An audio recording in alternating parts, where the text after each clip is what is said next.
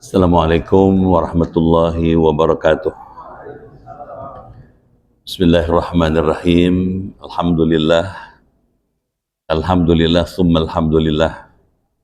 Salatu wassalamu ala Rasulillah, Rasulina Muhammad ibn Abdullah wa ala alihi wa ashabihi wa mawalah. La haula wa la quwata illa billah, amma ba'd. Yang terhormat pimpinan BPKRI, para pejabat baik struktural maupun fungsional di lingkungan BPKRI, pengurus Baitul Hasib yang terhormat, Bapak Ibu hadirin dan hadirat sekalian, keluarga besar Baitul Hasib yang dimuliakan Allah. Mengawali kaji kita seperti biasa, marilah dengan seksama kita manjatkan doa. Yang pertama, semoga Bapak Ibu yang hadir dalam majelis ilmu siang ini dan keluarga di rumah selalu dalam perlindungan Allah Subhanahu wa taala. Diberi kesehatan, keimanan, ketakwaan, keberkahan, kemajuan, keberhasilan dalam menjalankan tugas, dijauhkan dari wabah, penyakit, malapetaka, teror, kejahatan, dan lain-lain. Yang kedua, kita berdoa buat keluarga besar Baitul Hasib, keluarga besar BPK yang hari ini sedang sakit. Kita doakan semoga Allah angkat penyakitnya, Allah kembalikan kesehatannya sehingga dapat kembali aktif sebagaimana sedia kala.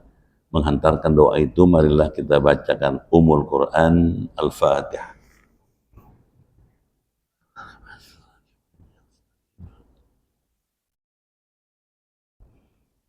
Bismillahirrahmanirrahim. Ya Fattahu ya Alim, iftah abwaba qulubina binuri ma'rifatik wa akhrij alaina min dhulumatil jahli wal wahmi ila nuril fahmi wal ilmi waftah alaina abwaba ilmika kama fatahtaha ala anbiyaika wa ulamaika al-mutaqaddimin al-mutaakhirin wanshur alaina rahmataka ya dzal jalali wal ikram.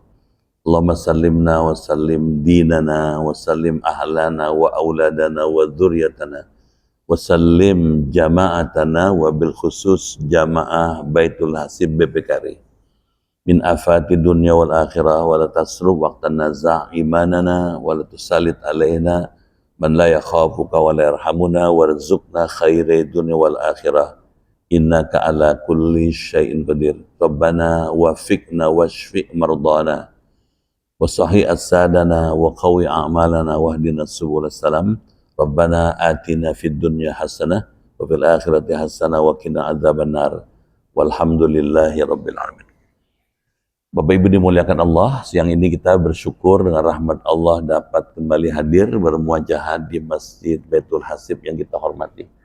Saya menyampaikan ucapan terima kasih dan penghargaan yang tinggi pada Bapak dan Ibu di tengah kesibukan yang begitu padat menyempatkan diri hadir di Masjid Baitul Hasib siang ini. Saya berdoa kepada Allah, semoga Bapak Ibu yang hadir beserta keluarga di rumah Allah masukkan ke dalam surga. Bapak yang dimuliakan Allah, hari ini Senin tanggal 15 Juni 2026 adalah hari Senin terakhir di tahun 1447 Hijriah. Artinya maghrib nanti kita akan berpindah seluruhnya. Seluruh umat Islam nanti maghrib akan berpindah dari tahun yang lama 1447 ke tahun yang baru 1448 Hijriah. Nah, menyambut tahun baru Hijriah ini, kajian kita akan difokuskan untuk membicarakan itu. Apa resepnya? Apa preskripsi yang bisa kita ambil suksesnya Rasulullah hijrah dari Mekah ke Madinah? Bapak bisa bayangkan Mekah Madinah ketika itu sampai sekarang masih 450 km dengan jalan yang tidak jelas, dengan ancaman pembunuhan yang begitu kuat, begal, perampok yang begitu sangat ganas. Tapi Nabi bisa sampai ke Madinah dengan selamat. Ada apa? Kenapa? Terus buat apa kita ngaji gini? Baik, kita lanjut lagi.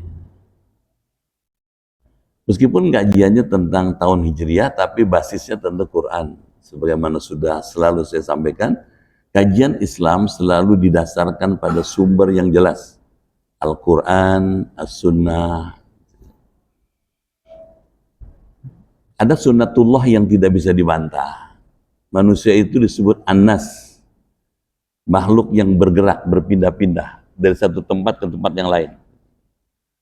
Bapak pindah dari rumah ke BPK. Hari ini Bapak ada di Baitul Hasib, Ibu Baitul Hasib, nanti jam 1 lewat pindah ke ruang kerja masing-masing. Nah, perpindahan itu adalah sesuatu yang sunnatullah. Dan di dalam sejarah para nabi, seluruhnya nabi adalah orang-orang hijrah. Nabi Nuh misalnya, pindah dari Ur, Irak Selatan sampai ke Turki. Nabi Ibrahim dari Ur, Irak Selatan, Kaledonia sampai ke Palestina. Nabi Musa tinggal di Mesir, pergi ke Madian, ke Syam, balik lagi ke Mesir lagi. Nabi Isa nggak pernah tinggal di satu tempat. Satu-satunya Nabi yang nggak punya rumah, nggak punya harta, nggak punya istri, Nabi Isa. Masa kenabiannya paling singkat, tahun umur 30 jadi rasul, umur 33 diangkat ke langit. Kalau dalam kitab kita katakan Nabi Isa itu afkharu man fil ard, orang paling fakir sedunia. Kenapa? Laisa lahu malun wala baitun wala zaujah. Beliau tidak punya harta, tidak punya rumah, nggak punya istri. Kenapa? Karena selalu diancam untuk dibunuh oleh orang Yahudi. Nabi Muhammad hijrah juga dari Mekah ke Taif, katanya. Ditolak orang Taif. Dari Mekah ke Ethiopia, Habasyah, juga ditolak. Dan baru terima ketika hijrah dari Mekah ke Yathrib, Madinah. Jadi tradisi hijrah itu bukan sesuatu yang baru, tapi sesuatu yang memang sudah dikenal sejak lama. Nah, mana ayatnya yang bicara soal perpindahan tahun itu? Surah At-Taubah, Inna iddatash syuhuri indallahi 12 syahran fi kitabillah. Sesungguhnya jumlah bilangan bulan dalam satu tahun yang terdapat di sisi Allah ada 12 bulan. Jadi satu tahun 12 bulan itu sudah dikenal sejak kapan? Yauma khalaqas samawati wal ard, sejak Allah menciptakan langit dan bumi. Begitu Allah ciptakan langit, Allah ciptakan sistemnya. Ada space, ada time-nya, ada action-nya. Jadi mulai diciptakannya langit, maka ada kegiatan, ada gerakan, ada ruang, ada waktu. Minha, dari 12 bulan masa tahun itu, di antaranya arba'atun hurum, 4 bulan yang dihormati. Nanti kita akan coba bahas yang mana yang 4 bulan itu. Dzalika dinul qayyim, itulah agama yang lurus, yang yakin benar.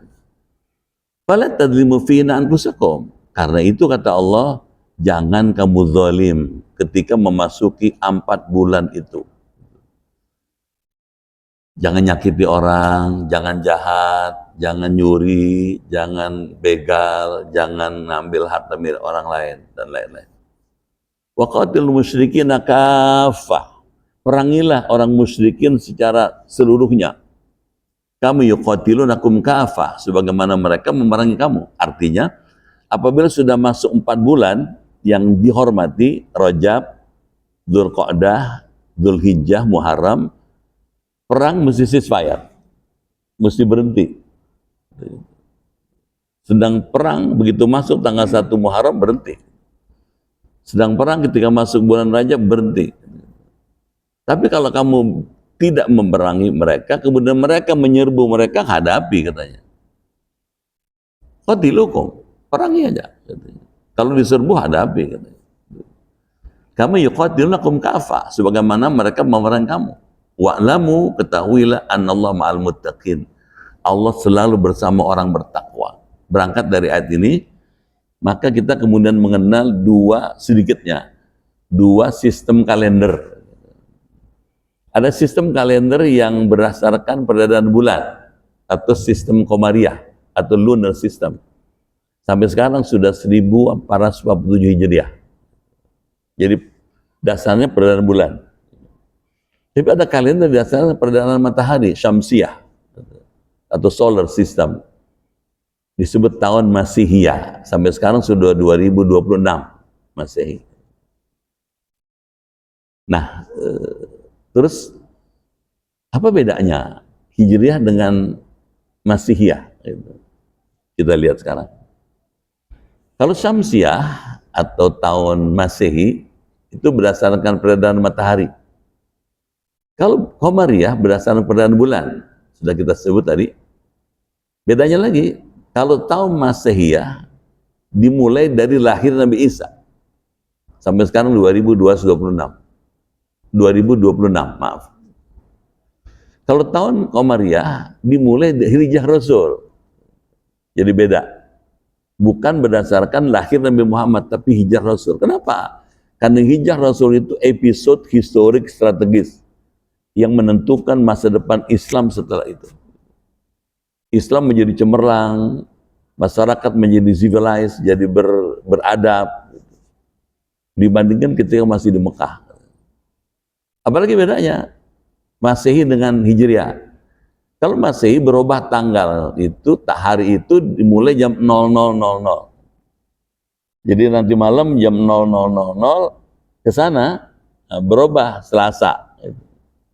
Jadi kalau Bapak nanti malam Isya, Bapak tanya orang, hari apa nih? Orang itu jawab, Senin. Gitu. Oh, dia menggunakan Masehi. Gitu. Karena memang masih Senin itu. Baru Selasa ketika jam 00.00. Kalau Qamariyah atau tahun Hijriah berubah tanggalnya Maghrib. Jadi nanti Isya Bapak tanya orang jawab, hari apa nih? Selasa. Oh, dia menggunakan tahun Hijriah. Kenapa? Berubahnya hari dimulai sejak Maghrib. Apa lagi bedanya? Tahun Syamsiah mengenal tahun Kabisat, 28, 29, 30, 31. Kita sudah tahu ya, Februari ada 28, ada 29, gitu. Tanggal 31 Agustus benar gitu. Tapi kalau tahun Qamariyah, tahun Hijriah cuma 29 atau 30. Nggak ada 31. Mana buktinya? Kalau kita memperhatikan sidang isbat Kementerian Agama, ada hadis yang selalu jadikan rujukan, idza gum ahadukum faqil iddat Sya'ban 30 yauman. Apabila ketika Anda mengobservasi bulan tertutup oleh awan sehingga nggak nampak jelas, faqilul iddah, sempurnakanlah jumlah bilangan Sya'ban 30. Kalau Sya'ban 30, besoknya pasti tanggal 1. Jadi nggak ada dikenal tanggal setelah 31, nggak ada 31. Yang ada 29, 30, 29, 30. Baik, kita tanya lagi. Ini ngaji-ngaji sepele, tapi ya perlu juga ya mereview lagi, mengingatkan. Kalau tahun Syamsiah ada hari Minggu, Senin, Selasa, Rabu, Kamis, Jumat, Sabtu. Kalau tahun Qamariyah, Yaumul Ahad, hari pertama, Ahad. Saya kalau boleh merekomen, ya kalau kita bikin undangan kajian Ahad pagi, gitu. Kajian Ahad sore, gitu. Kurang bijaksana, pengajian Minggu pagi. Meskipun tidak ada yang larang, cuma tidak mengusung syiar Islam. Hari kedua Yaumul Itsnain, Itsnain kedua. Sampai sekarang di Malaysia masih menggunakan ini, Itsnain. Hari ketiga Yaumul Tsulatsa. Karena Itsnain itu susah, orang Indonesia bilang Senin. Lebih pasti lagi Senin. Nggak ada pasar Senin, yang ada pasar Senin. Hari ketiga Yaumul Tsulatsa. Karena Tsulatsa susah, Selasa. Hari keempat Yaumul Arbi'a. Karena Arbi'a susah, Rabu. Rabu juga masih terlalu Rebo. Pasar Rebo bukan pasar Rabu. Yaumul Khamis, kelima. Hari Kamis. Dari kata khamsah. Dari kelima. Ada tradisi masyarakat lokal tertentu, kalau hari Kamis, raja itu keluar dari keraton. Sambil keluar dia bawa sembako, bagi-bagi ke rakyat yang lewatin. Nah rakyat tahu kalau setiap Kamis, raja keluar dari keraton bagi-bagi sembako. Nah mereka yang setiap kemis nungguin Raja lewat disebut pengemis.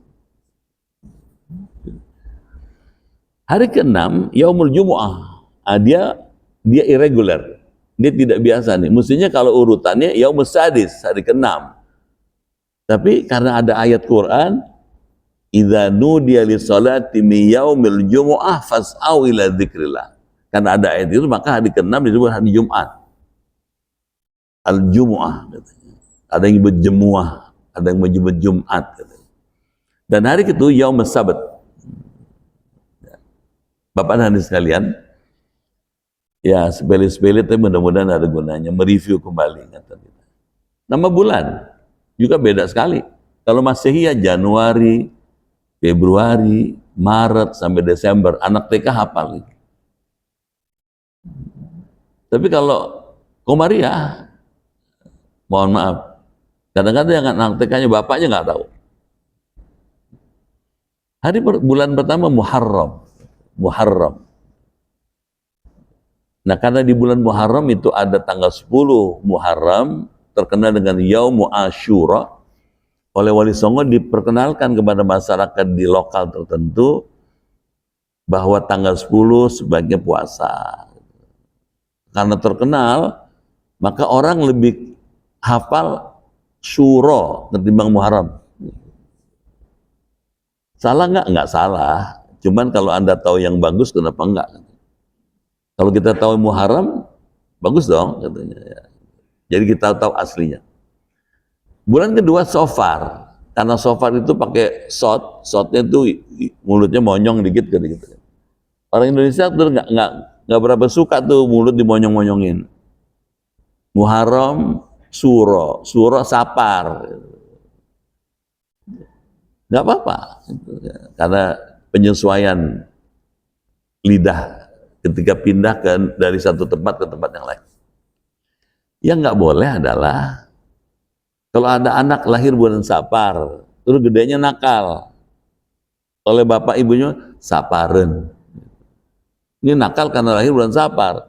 Nggak ada urusan lahir bulan apa aja, selama dia dididik, dibesarkan, diarahkan orang tua dengan cara yang bagus, nggak bakal nakal.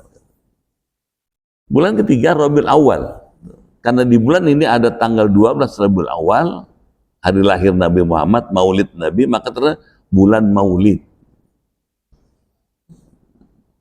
Maulid juga susah ngomongnya, orang kurang suka itu. Maulud juga masih susah, mulut. Suro, Sapar, mulut. Gitu. Rabiul Akhir, dalam bahasa kita kemudian diterjemahkan Ba'do mulut, Sili mulut. Jumadil Awal nggak ada yang menonjol, nggak berubah dulu sampai sekarang. Jumadil Akhir juga nggak ada yang menonjol. Pas Rojab itu pelafalannya berbeda. Asli Rojab pakai ro. Sampai ke kita Rejab. Bulan apa? Suro, Sapar, mulut, Ba'do mulut, Jumadil Awal, Jumadil Rejab. Kenapa? Karena orang Indonesia senang eufemisme, dihaluskan. Kalau Rojab kayaknya kok kurang enak gitu. Bulan berikutnya Sya'ban. Sya'ban itu di kalangan sementara local culture itu lebih terkenal dengan bulan Ruah. Kenapa?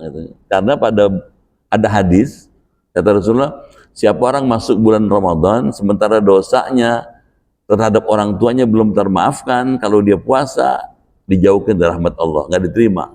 Karena itu sebelum Ramadan orang pada rame-rame ke kubur. Bapak lihat misalnya sebelum Ramadan karet itu penuh tuh. Kalau dekat bisa didatengin, nah kalau jauh Surabaya atau di Sumatera atau di Kalimantan yang ongkosnya tidak sedikit, waktu juga tidak sebentar. Ada ikhtiar yang dilakukan orang apa? Du'aul arwah, gitu. Mendoakan arwah yang orang meninggal. Karena arwah susah juga ruah. Itu sebabnya bulan Sya'ban lebih terkenal bulan ruah.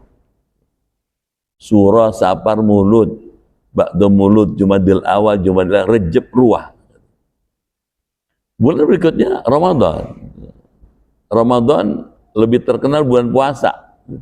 Sehingga orang lebih senang nyebut bulan puasa. Dan bulan berikutnya Syawal. Ini juga nggak ada yang menonjol. Yang menonjol cuma satu. Nabi Muhammad menikah dengan Siti Aisyah bulan Syawal. Makanya bulan Syawal itu banyak undangan nikah tuh. Bulan ke-11 Dzulqa'dah. Nah, ini melafalkannya beda-beda. Ada bilang Apit, ada bilang Selo gitu. Yang bilang Apit karena dia diapit 2 lebaran, Idul Fitri, Idul Adha. Boleh nggak apa-apa, tidak dilarang. Cuman yang nggak boleh, jangan nikahin anak bulan Apit, nanti rezekinya kejepit. Susah cari dalil itu, Pak. Nggak ketemu dalilnya. Yang paling mungkin karena baru lebaran, mau menghadapi lebaran lagi, dananya kan masih perlu banyak. Jadi kalau dipakai pas bulan Apit nikahkan anak, tersedot ke situ untuk menghadapi lebaran. Bulan yang ke-12 Zulhijjah.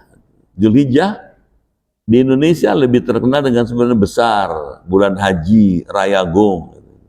Nggak apa-apa, boleh aja. Tapi kita tahu mana yang asli. Terus apa nih urusannya dengan kita sehari-hari ini? Bagus juga, tidak dilarang, sangat bagus sekali. Kalau pengurus masjid bikin undangan. Dulu kalau bikin rapat ada undangannya tuh. Jakarta 15 Juni 2026, garis miring 30 Zulhijjah 1447 gitu.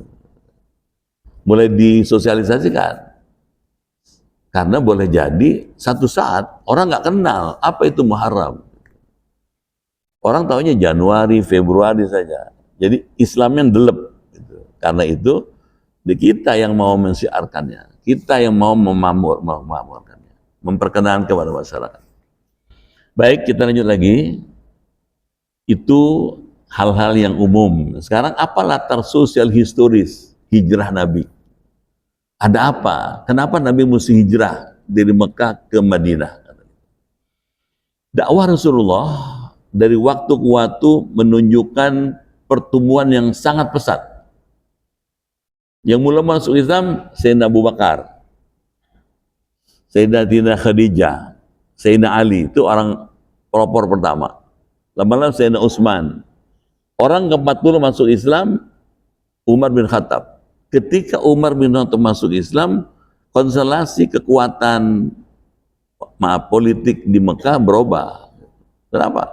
Karena Umar bin Khattab ini disegani oleh orang-orang Mekah, oleh Abu Sufyan, Abu Jahal. Gitu. Ketika dia memilih masuk Islam, menimbulkan ketidakharmonisan di antara para elit politik Mekah. Karena itu mereka kumpul. Di mana ngumpulnya? Ini dia. Ya, di Darun Nadwah. Kalau Bapak baca, ini ada semuanya, ada bukunya Pak. Saya cuma nerangin doang. Ada kitab Ibnu Hisham Sirah Nabawiyah. Tidak jauh dari Ka'bah itu ada ruangan tempat tokoh-tokoh Quraisy musyawarah gitu. Darun Nadwah. Mereka kumpul membicarakan bagaimana ini menghentikan dakwah Rasulullah. Digunakanlah atau diungkapkan 3 opsi. Opsi yang pertama, tangkap, penjarakan Muhammad. Opsi kedua, usir dari Mekah supaya nggak jadi masalah. Opsi ketiga, bunuh. Ibnu Hisham dalam kitab Sirah Nabawiyahnya mengatakan, ketika mereka berunding, membicarakan itu ada seorang laki-laki tua, tampilannya sangat buruk, jalannya terseok-seok, ternyata itu setan. Setan yang berbentuk manusia ikut nimbrung. Dan dia yang paling kuat, mengusulkan bunuh aja Muhammad. Nah karena itulah, dibuatlah sayembara. Siapa orang yang bisa menangkap hidup atau mati Muhammad, dikasih hadiah 100 ekor unta. Seneng Pak. 100 unta kalau zaman sekarang ya 100 Innova lah. Kalau 1 Innova pas 50 juta lumayan kan? Semua kepengen. Nah, episode historiknya gini. Malam di mana Nabi Muhammad berada malam itu, ya beliau akan pindah ke Madinah di rumah Ali bin Abi Thalib. Itu rumahnya Ali udah dikepung pagar betis berlapis. Pagar betis, ini betis dengan betis ketemu. Berlapis, ada lapis pertama, dua, ketiga. Dengan senjata terhunus. Targetnya bunuh Muhammad. Nah, pada kondisi seperti itu, kalau pakai akal sehat, nggak mungkin Nabi Muhammad bisa keluar. Nggak mungkin, Pak. Pasti ketangkap, pasti terbunuh. Tapi disitulah kuasa Allah. Allah bisa melakukan sesuatu yang oleh manusia dianggap tidak mungkin. Ini ya ayatnya. Inna ja'alna fi a'naqihim aghlalan. Kami jadikan di leher mereka ada belenggu dari besi. Fahiya ilal adqan fahum muqmahun, sehingga mereka tertengadah. Gagah-gagah tapi tertengadah. Bukan cuma itu, wa ja'alna min baini ahdihim saddan. Kami jadikan di antara mereka satu dengan yang lain ada sekat. Wa min khalfihim, dan di belakang mereka juga ada saddan, ada sekat. Apa artinya? Mereka berdiri, dia nggak tahu sebelahnya ada orang. Yang di belakang nggak ngelihat, dari belakang ada orang, di depan ada orang. Yang di depan nggak tahu di belakang ada orang. Faghsyainahum, kami tutup mata mereka, kata Allah. Jadi mereka yang sudah haus darah, haus hadiah, itu dibikin merem sama Allah. Fahum la yubsirun, Nabi keluar dengan selamat dalam pertolongan Allah. Sampai di sini pelajarannya apa tuh? Orang benar di tempat yang paling sulit sekalipun selamat. Kalau pakai akal pasti ketangkap, tapi di situ Allah membela yang benar. Selamat lewat luar. Di luar sudah menunggu Abu Bakar Siddiq dengan dua kendaraan, ada dua unta. Yang satu buat Abu Bakar, satu buat Rasulullah. Mereka kemudian meninggalkan Mekah menuju Gua Thur. Pemuda yang mengepung Nabi Muhammad itu kehilangan buruan. Mereka cari ke utara, selatan, barat, timur, tenggara. Ada rombongan yang cari Nabi Muhammad ketemu dengan pedagang dari luar kota Mekah, mau masuk ke Mekah. Kamu ketemu nggak ada orang sini, katanya. Barusan lewat. Ketemu, kemana? Gua Thur. Dikejar ke Gua Thur, pas di depan Gua Thur, gitu. Mungkin Bapak masih ingat ya, Gua Thur. Kira-kira 4-5 km dari Mekah. Nabi Muhammad dalam keadaan letih, capek, tertidur di pangkuan Abu Bakar. Di mulut Gua Thur, itu pemuda-pemuda teriak-teriak. Pasti di dalam nih, katanya gitu. Ini jejaknya nih, katanya gitu. Yang salah, nggak mungkin ada orang di dalam gua. Kalau ada orang, itu sarang laba-laba pasti sudah hancur, katanya. Burung merpati pasti sudah kabur. Gitu. Pas di mulut gua itu ada sarang laba-laba, ada burung merpati. Ketika mereka berdebat, Abu Bakar Siddiq meneteskan air mata. Karena khawatir Nabi Muhammad dizalimi orang. Apa kata ketika Nabi tidur, kemudian air matanya Abu Bakar menetes kena pipinya Rasulullah, Nabi bilang, "Mayuki kayak Abu Bakar. Kenapa kamu nangis, Abu Bakar?" Katanya. Ya Rasulullah, katanya, "Lau anna ahdahum nadhar qadamaihim labsarna." Ya Rasul, seandainya salah satu dari mereka di mulut gua itu ngelihat ke bawah telapakan kakinya, pasti kita kelihatan, ya Rasul. Grogi dia. Abu Bakar Siddiq khawatir karena nggak bawa senjata, takut. Gitu. Nah, jawaban Nabi inilah yang jadi kata kuncinya. La takhaf wa la tahzan, innallaha ma'ana. Jangan takut, jangan khawatir. Allah bersama kita.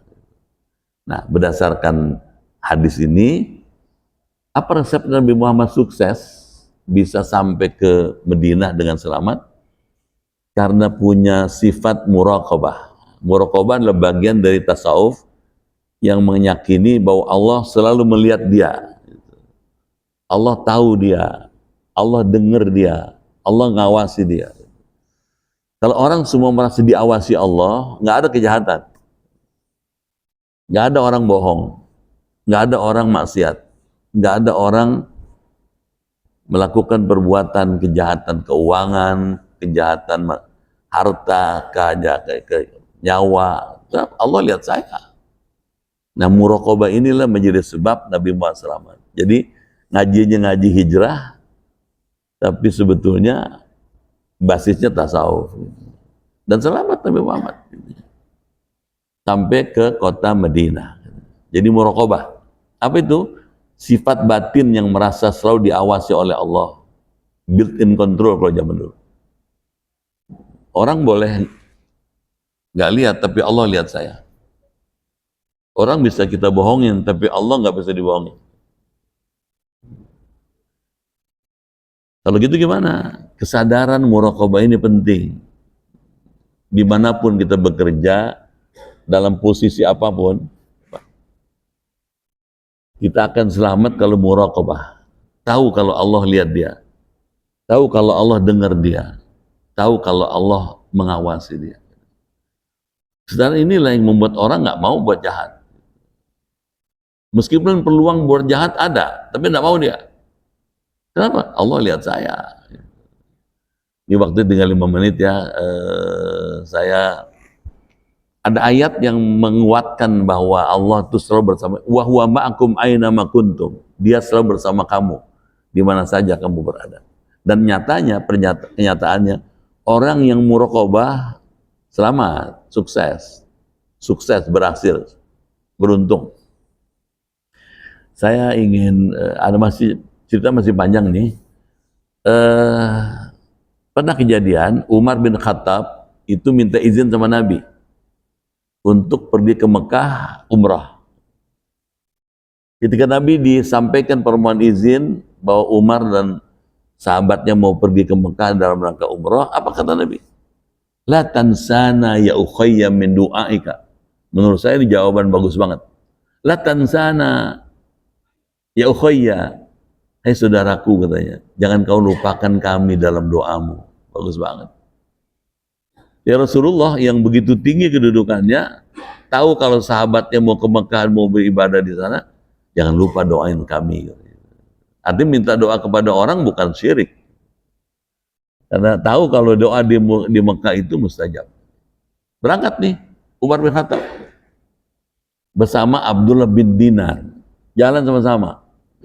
Di tengah jalan, Umar bin Khattab ngelihat ada seorang ra'i. Ra'i itu pengembala. Kalau bahasa kamu tukang angon ya. Lagi ngangon kambing ratusan. Umar bin Khattab kemudian menghampiri si ra'i itu, si pengembala itu. Kata Umar, ya ra'i, bi'na syatan bihadil ghadam.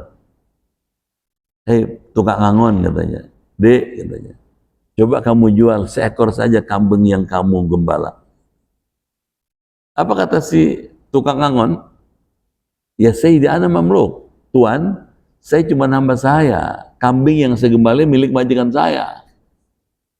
Saya tidak punya hak menjualnya karena bukan milik saya. Umar bin Khattab berseloroh, bercanda. Kalau kamu jual seekor saja, bos kamu nggak ngitung nih kambing ratusan banyaknya. Apa jawabnya? Fa'in Allah. Bagaimana dengan Allah Tuhan? Bukan Allah lihat saya. Allah tahu saya. Allah dengar saya. Allah ngawasi saya. Nangis Umar bin Khattab. Coba tunjukin di mana bosmu katanya. Di mana majikan kamu? Dianterin. Ditanya, berapa mau dijual hamba saya ini? Disebut angkanya nominalnya. Dikasih uang. Bebas tuh anak muda. Dari statusnya sebagai hamba saya menjadi seorang yang merdeka. Gimana memahami ini? Kalau si tukang angon itu tidak jujur, paling dia punya uang senilai seekor kambing. Katakanlah paling mahal 5 juta. Itu pun uang haram. Karena bukan kambingnya dijual. Tapi karena dia jujur, lurus, benar, statusnya berubah. Dari seorang hamba saya menjadi seorang yang merdeka. Harga hamba saya waktu itu kalau dibeli harganya sama dengan khairun min hubrin na'am. Lebih mahal dibandingkan unta yang paling mahal.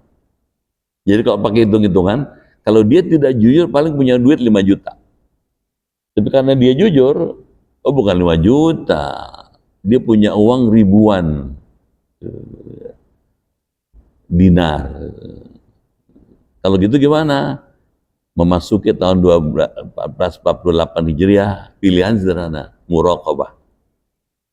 Selamat, berkah, dan insya Allah masuk surga. Itu ngajinya. Bisa nggak? Bisa. Kalau tukang angon bisa, kenapa kita enggak? Kita mungkin lebih beradab dibandingnya. Dia pendidikannya sederhana. Dia bisa begitu, karena yakin Allah ngelihat, Allah dengar, Allah tahu. Jadi, dengan kata lain, hidup ini perlu dilengkapi dengan ilmu tasawuf, muraqabah. Itu ngajinya. Terima kasih atas perhatiannya. Masih banyak yang mau dibicarakan, teman waktu sudah habis. Kita tutup dengan doa Al-Fatihah.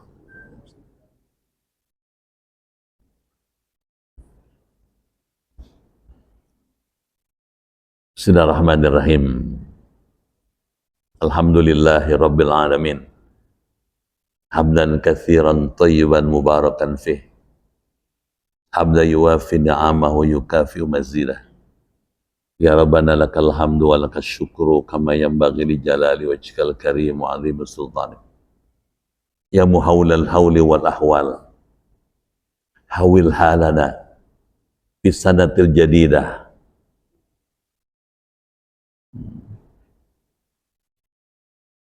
Seribu 1448 Hijriah.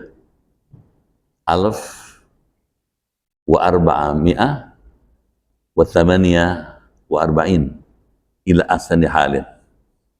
Ya muhawlal hawli wal ahwal hawil halana fi sanatil jadidah 1448 Hijriah ila asani halin. Rabbana wafiqna washfi' mardana wa sahih asadana wa qawi a'malana wahdina subul salam waftah lana, keluarga besar BPK, keluarga besar Baitul Hasib, abwabal khair wa abwabal barakah wa abwabal ni'mah wa abwabal sihah wa abwabal salamah wa abwabal quwwah wa abwabal rizki wa abwabal afiyah. Allahumma afina min kulli bala'id dunya adzabil akhirah. Rabbana atina fid dunya hasanah wa fil akhirati hasanah wa qina adzabannar. Walhamdulillahi rabbil alamin. Sekian, terima kasih. Lebih kurang mohon maaf. Selamat bekerja, selamat berprestasi. Allah memberkahi. Assalamualaikum warahmatullahi wabarakatuh.